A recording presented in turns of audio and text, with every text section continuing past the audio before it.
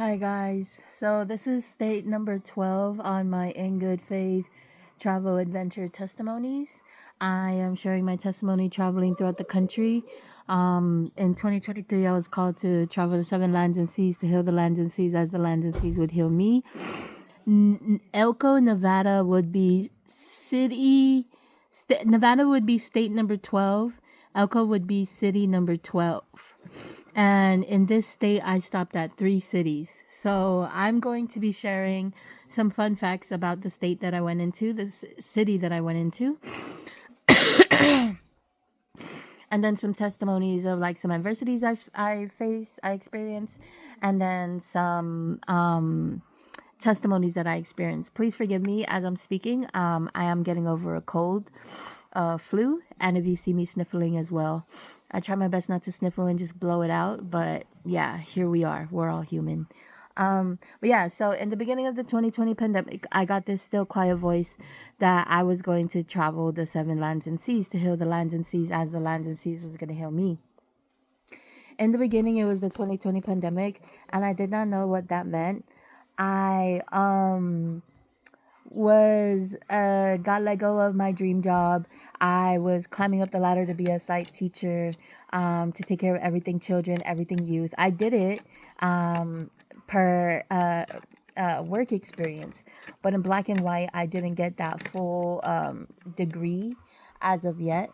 And yeah, so in the beginning of the pandemic, I quit my job and I got this call to start making social media content on TikTok.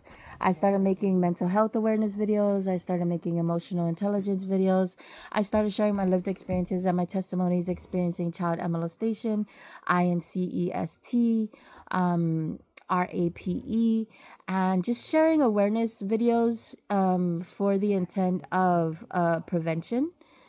And yeah, so in the beginning, I got that voice. It was a quiet voice, it was a still voice, it wasn't coming on very much, until a few months later I started getting louder and louder to start cleaning up my room, throwing away all my items, selling all my items, my most expensive items, my most valuable items, and then letting go and donating all the rest of the things that I didn't need anymore, I couldn't take with me. I'm a journalist and I'm a teacher, so I had a lot of office supplies, and yeah, that was the beginning of the journey. So fast forward to Elko, Nevada.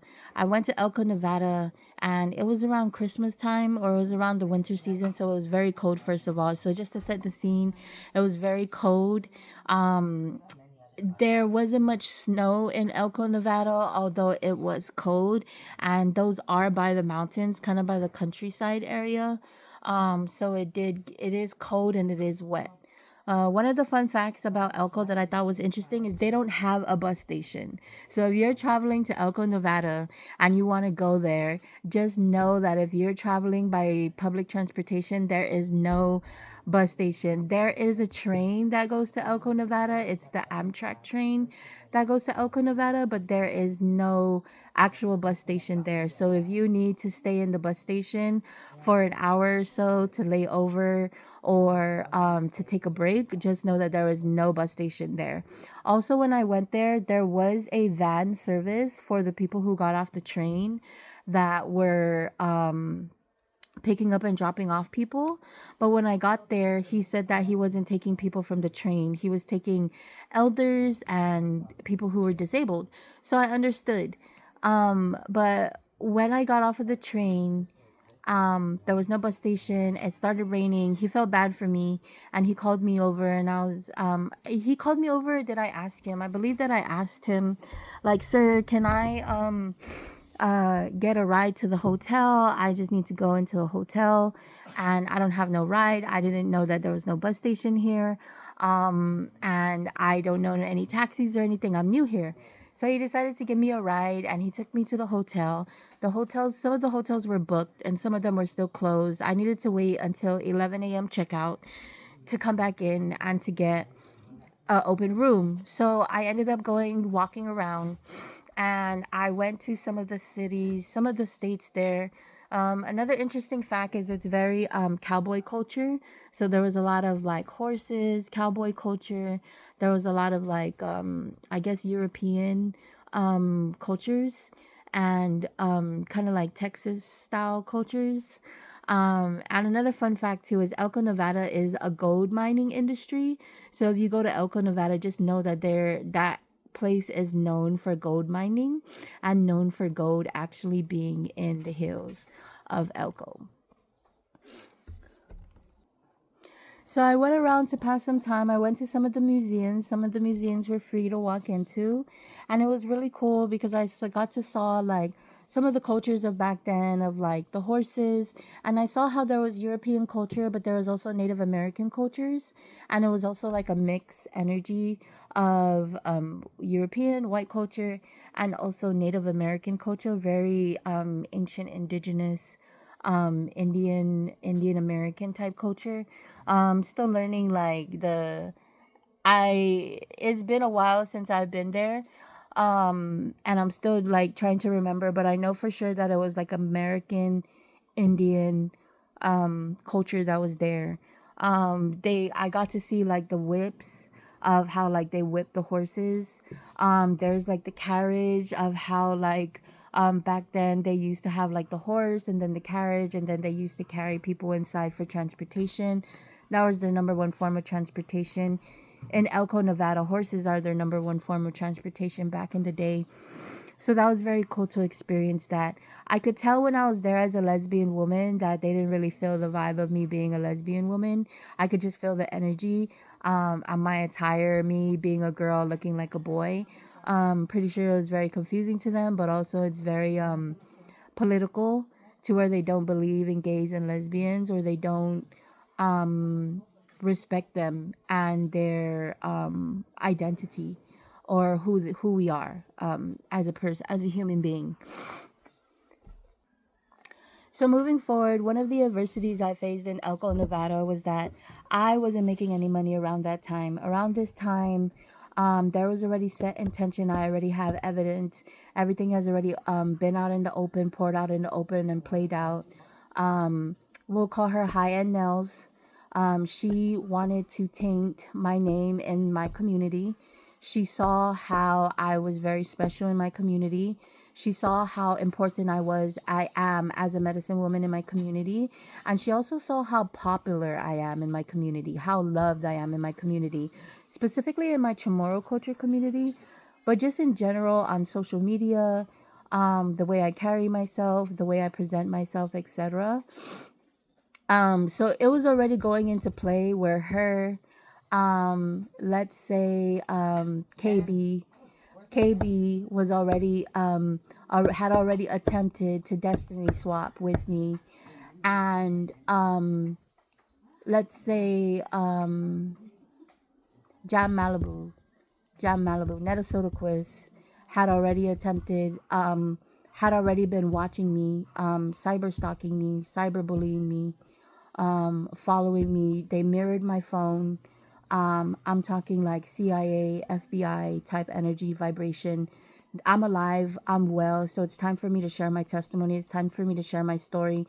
I can note how when I say that, Jam Malibu's energy just woke up, and I feel like a energetic energy just waking up in me, and that's clarity that Jam Malibu with their intention on what they're doing. The reason why they're doing this to me is because they saw that I am a spiritually target person, meaning that I'm a very high ranking spiritual person in the spiritual realms and in the physical earth. And they wanted, see, what they do is they have a list. They pretty much traffic people. So they have a list of people, but I'm safe. I'm healthy. I'm safe. It's over now. Things are starting to be replenished. Things are starting to be renewed. Things are starting to be rebirthed. Things are starting to work out for my highest wellness and goodness.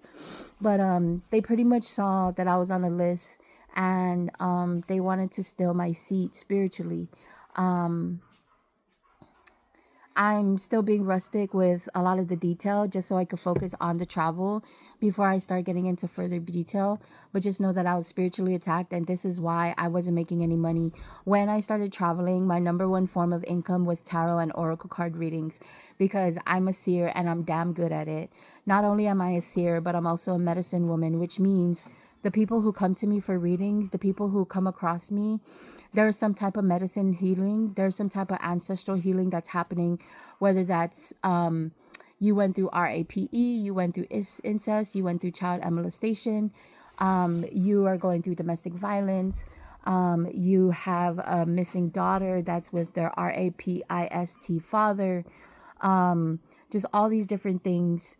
And I am meant to provide a space on the Social Progress Podcast for people to come on and share their stories. Our stories are our medicine. Our story is our breath of life, and our stories are our way of life. In the indigenous culture, the elders would always sit down outside in a circle. They would have the children outside, and they would teach the children through stories. They would teach them culture. They would teach them healing practices. They would teach them mindfulness.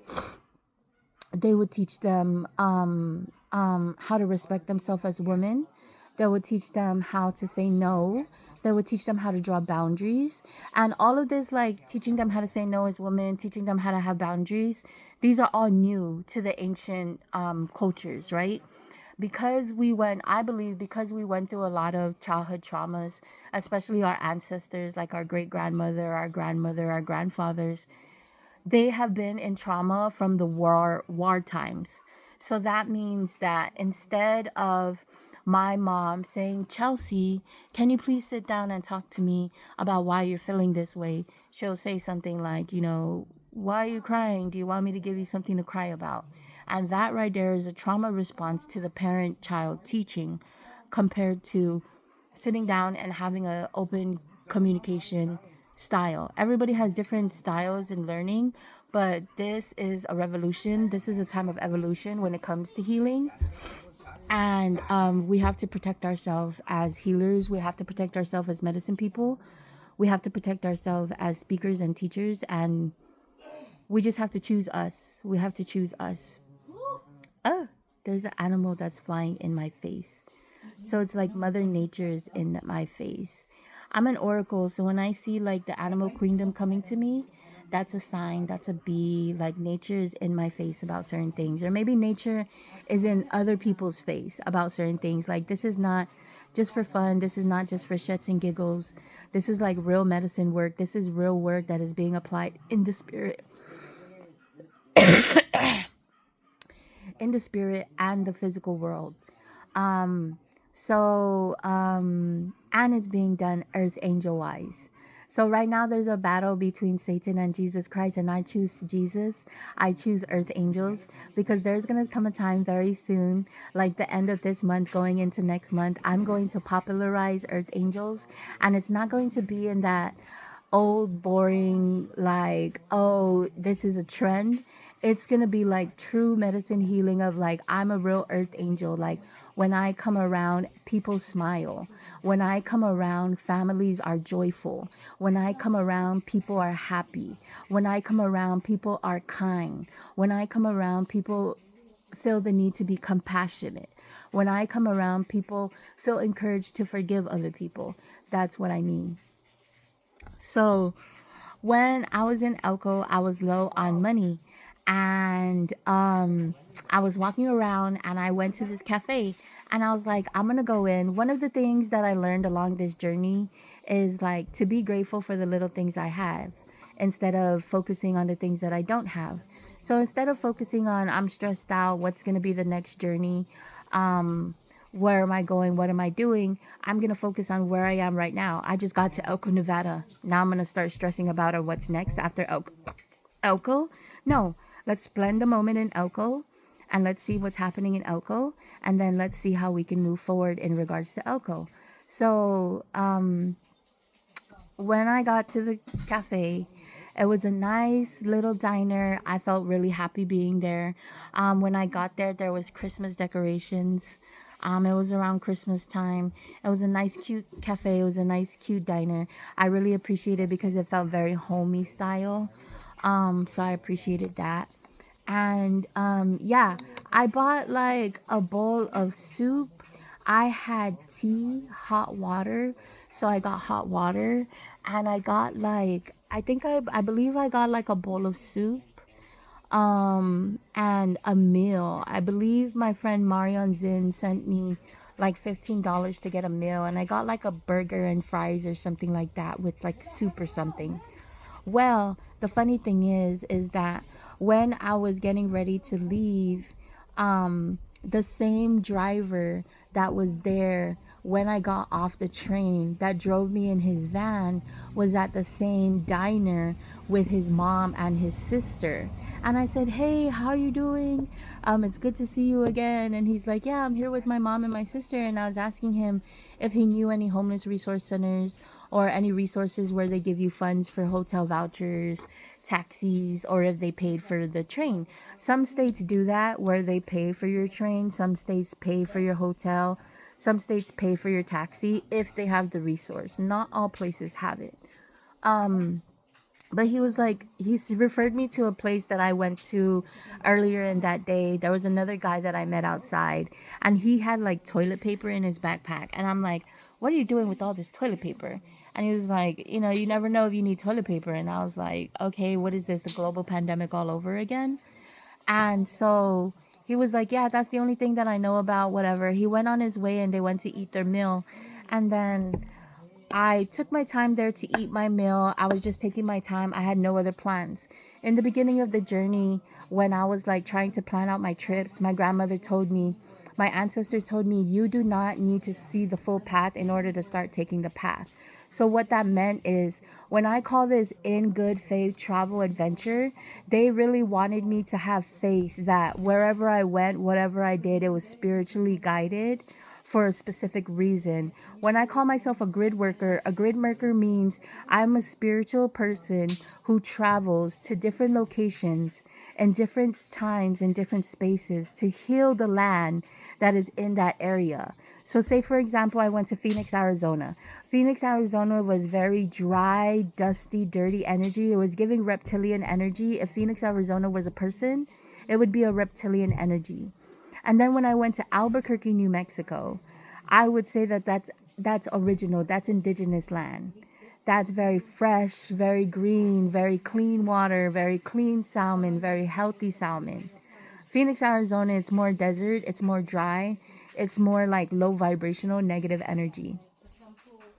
So when I was taking my time, I was eating, etc. I went to go pay my bill finally, and the elder couple next to me had paid for my cup of soup and my hot water and my meal. And I was like, "Oh my gosh, they didn't even say anything, but they paid for my meal." I didn't even need to spend the $15 that my friend Marion gave me, which allowed me to have that $15 for something else, like my train ticket or my bus ticket to my next location. I was like, "Oh my God, okay, that's super cool." And the thing is, too, is like I felt like asking them to pay my meal, but that was my psychic gifts telling me that they are thinking of paying your meal. For some reason, they feel like being kind and paying it forward. So that was me learning as a human being, as a psychic, that it wasn't me wanting to ask these people to pay for my meal.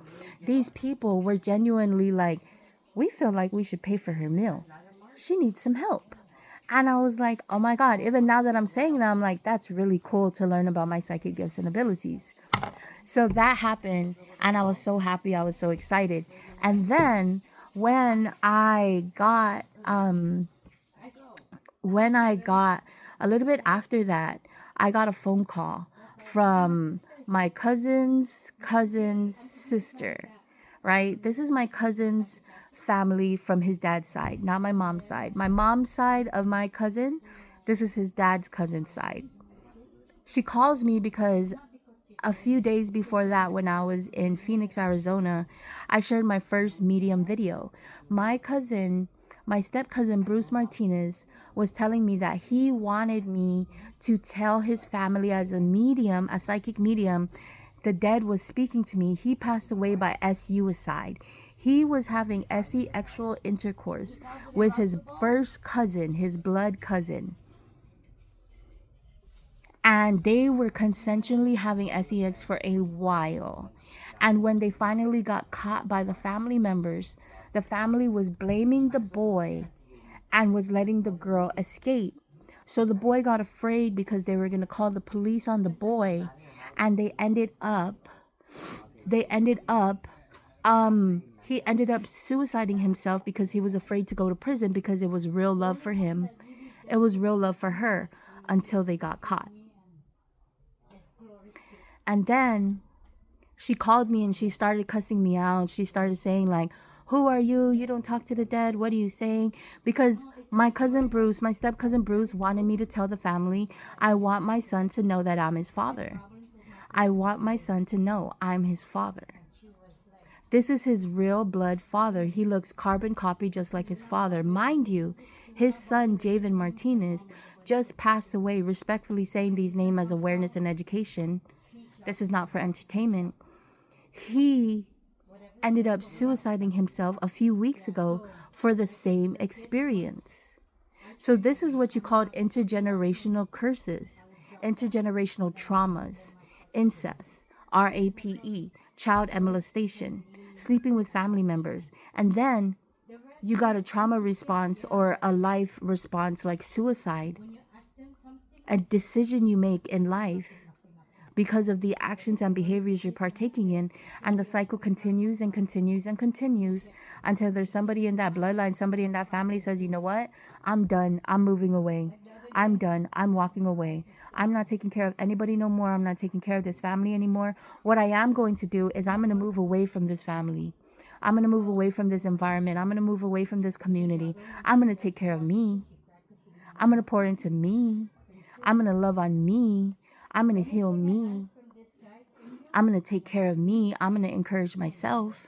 And then when I do that, that helps through me and my intentions heal my generational traumas, my generational curses, it turns me into a generational billionaire. It turns me into a generational wealth bringer. It turns me into a generational chain breaker, an intergenerational chain breaker. And everybody else, I don't know about you guys. Because if you guys are not paying me for service, if you guys are not paying me with your time, if you guys are not paying me with your attention, if you guys are not paying me with your respect, if you guys are not paying me with your kindness, if you guys are not paying me in finances, if you guys are not paying me in giggles, in joy, in love, in compassion, then we can't hang out. We can't hang out. We can't go anywhere. So when I got that call, I got sad, and emotionally, as a healer and as a shaman who is just awakening to her gifts, I felt bad. And I was like, oh my God, like, you know, she's threatening me, like, I'm going to take you to court, I'm going to call a lawyer. I was not afraid of that because I have to be confident in my gifts. I have to be confident. I choose to be confident in my gifts. I choose to be confident in my choices. I choose to be confident in my knowing. If I doubted or if I said no, I was wrong, then that would mean my gifts are wrong. That would mean my gifts are a lie. And I can't do that because my gifts is myself. My gifts is who I am. My channels, my oracles, my seer messages, it's who I am. It's a part of me. Because my healing work is my unconditional love. It's my Christ consciousness inside of me. And when I share that with somebody, they're meant to receive that. Whether Jesus Christ is calling me, because I believe in Christ consciousness. And that is my first priority.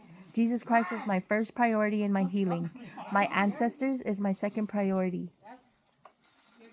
And my practices. And then myself, thirdly, is myself. So I won't put religion. I won't put the church. I won't put my culture. I won't put our ancient teachings in front of me. I acknowledge it. I see it, and then I choose to decide how I want to present myself. I choose and I decide how I want to serve as a medicine woman. So I was sad and everything, and I was like, oh my gosh, like, you know, I felt bad. Like, why is she attacking me? She knows it's true. She knows it's real. So what she was responding to, she was responding in trauma. She was responding in shame, and she was responding in embarrassment. because we were talking about her family being RAPIS. We were talking about her family being murders, essentially. The fact that those people did that to that boy and allowed that girl to be released and let go, that's murder. That is murder. It's not spiritual murder, it's murder. He took his own life because they wanted to say that he was raping her when they were having consensual love. sex. So, that all happened, and then all of a sudden the same guy comes back to me again, and he's like, hey, did you find anything in regards to like a place? And I was like, no, I'm just going through something right now. I didn't find anything. I don't have no finances. Elko is a small state, a city. I felt like I needed to come here, but I didn't go. And then he was like, well, come on, my mom and I, we're gonna pay for your ticket. And he was like, okay. So he was like, we're gonna pay for your hotel and your ticket. And I was like, wow, are you sure? And he's like, yeah, so that way you don't be staying outside. And then we were checking around for hotels, but they're all booked up. And then secondly, we're checking around for bus trains, and my next stop was Reno, Nevada. And it was like $100 something, $80 to $100 something to go to Reno, Nevada. And I was like, okay, I'm gonna go to Reno, Nevada. And he was like, do you mind if we just pay for the ticket? There's no hotels right now. Maybe you can stay in the casino, they'll let you stay in. So I was like, that's fine, you guys are doing more than enough. So he pays for my Greyhound ticket to get to Reno, Nevada, mind you, after all of this was going on. So this is what I mean when the Bible says, fear not, for I am with you. Be not dismayed, for I am your God. I am your mother God. I will be with you. I will uphold you with my righteous right hand. This is what we mean when we're talking about, like, I didn't have no money. I was being positive minded about it, having a positive energy. I went and I got myself a hot plate of food just to warm my spirit. Like, I'm from Guam, I'm from the Chamorro culture, so a warm plate of food, having genuine time with people, and eating together over a good cooked healthy meal, clean meal, healthy meal, a spiritually healthy, spiritually clean fruits and vegetables, very healthy meal is good for me. So it's kind of like it's soul filling to have a meal. They booked the ticket. We go to the casino. I go inside. They let me go. I'm like, thank you very much. I'm going to go inside and sit down. I have a luggage with me. So obviously the casino is looking. There's cameras everywhere. Ma'am, you cannot bring your luggage around. You have to leave it somewhere, or you have to keep it with you at all times. And I'm like, okay. I go to the security. I let the security know. I just kind of float around. And instead of going into the casino, I just wait in the dining area where I get water. And like, I got water and hot tea. Because I had tea packets with me. And I go in there and I spend time at the restaurant. The restaurant's about to close. That's where they didn't bother me. There was no cameras in there. People were coming in and out. The servers were busy. They were kind to me. They didn't bug me about anything. So I was like, cool.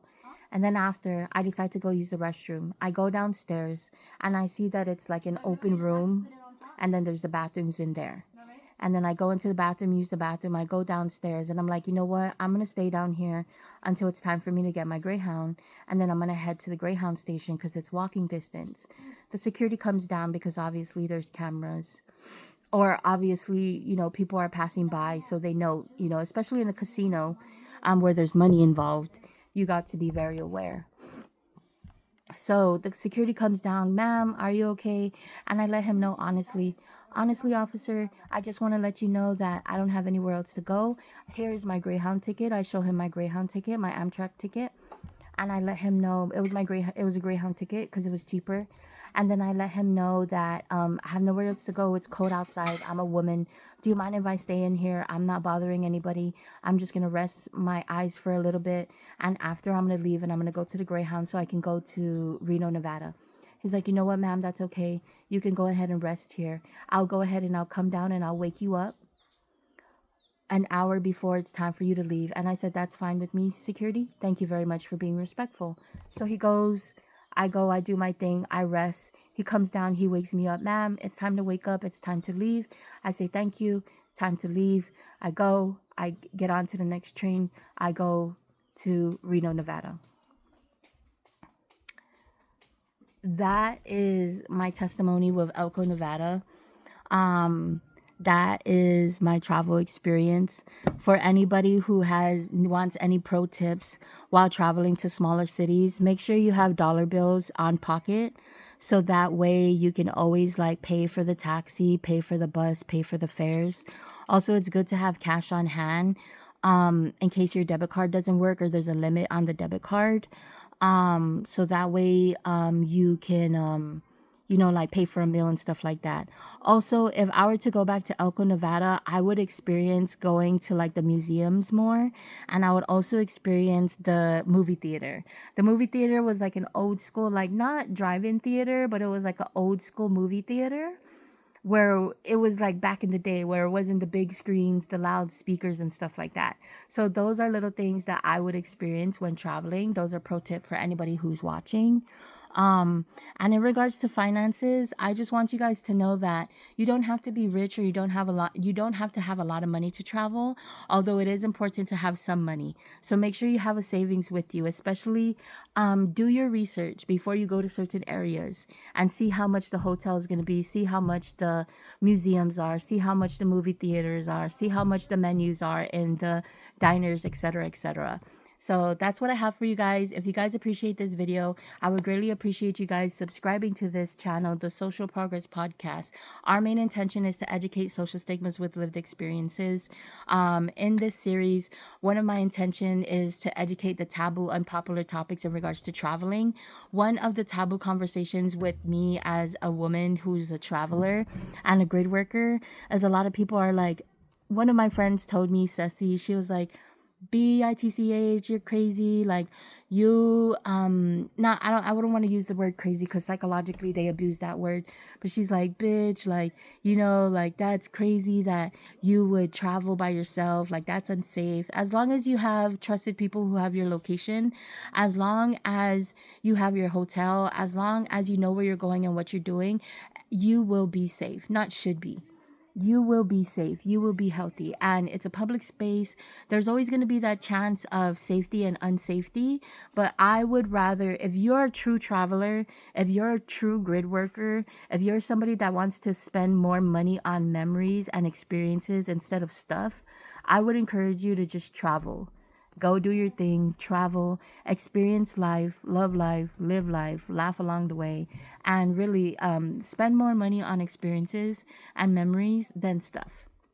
So yeah, I appreciate you guys subscribing to this podcast. Also give this video a thumbs up. Comment any questions in regards to traveling. Comment any question in regards to my spiritual work.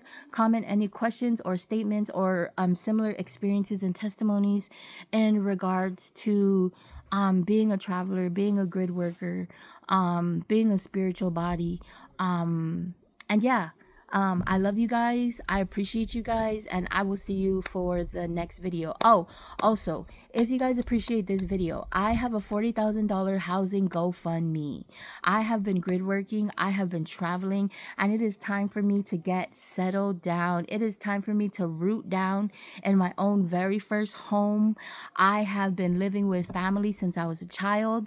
When I was 18 years old, I was living with family, I was living with friends, and then I started roommating with coworkers, with strangers who became friends, really good friends, really good roommates. And it's time for me to get rooted into my own home. This is my very first home. All the money that you guys are donating is going into repairing my credit score and going into a savings for my very first home. I have a GoFundMe that I will link here. It's also linked in my YouTube description. I'll also link it in the description in this video. And this GoFundMe is acting as a savings account for my very first home. I would greatly appreciate you guys donating. My goal is to pay this $40,000 GoFundMe out in full by Christmas time and get my place by Christmas time. However, I would like to get this paid out in full ASAP. I'm here on the island of Guam. I'm on my motherland. My ancestors, the Holy Spirit, the universe brought me back to my motherland. It's time for me to root down here and spend a few years here on my motherland. A part of my healing work, a part of my healing journey, a part of my growth and development, my progress in my life is my motherland, is my culture. I feel like I know that I am the earth. I know that I am the island of Guam. I know that I am the woman. And a part of my healing work is for me to get back into my culture, into the right parts of my culture. Because I want to acknowledge that there's still some parts of my culture that is in trauma. There's still some parts of my culture that is in the 7 deadly sins. And I'm not saying it in a way of judgment. I'm saying it in a way as fact. So that way, if people want to utilize my service as a medicine woman, then I'm here for it.